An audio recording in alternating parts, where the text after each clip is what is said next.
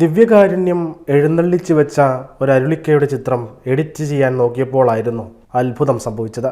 Mic Velez എന്നയാൾ ഒരു AI ആപ്ലിക്കേഷനിൽ താൻ പകർത്തിയ ദിവ്യകാരുണ്യ ഈശോയുടെ ചിത്രം എഡിറ്റ് ചെയ്യവെയായിരുന്നു തിരുവോസ്തി എഴുന്നള്ളിച്ചു വെച്ച അരുളിക്ക ജീവനുള്ള ഒരു വ്യക്തിയാണെന്ന് AI ഡിറ്റക്ട് ചെയ്തത്.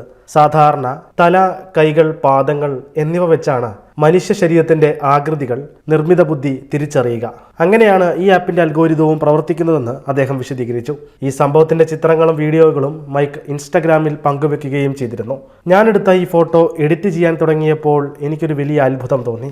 ഈ ആപ്പിന്റെ AI ടൂൾ തിരുവോസ്തിയെ ജീവനുള്ള വ്യക്തിയാണെന്ന് തിരിച്ചറിയുകയായിരുന്നു മൈക്ക് വെളിപ്പെടുത്തി.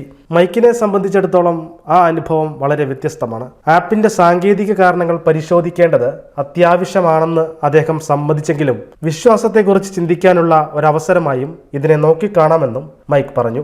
മൈക്ക് ഇൻസ്റ്റാഗ്രാമിൽ പങ്കുവച്ച വീഡിയോയ്ക്ക് 26,000-ലധികം ലൈക്കുകൾ ഇതിനോടകം ലഭിച്ചു കഴിഞ്ഞു. സമാനമായ നിരവധി അനുഭവങ്ങൾ വീഡിയോയ്ക്ക് താഴെ പങ്കുവച്ചതിലൂടെ വിശുദ്ധ കുർബാനയിലെ യേശുവിൻ്റെ യഥാർത്ഥ സാന്നിധ്യത്തിലുള്ള വിശ്വാസം വർദ്ധിക്കുന്നതിന് ഈ സംഭവം കാരണമായി.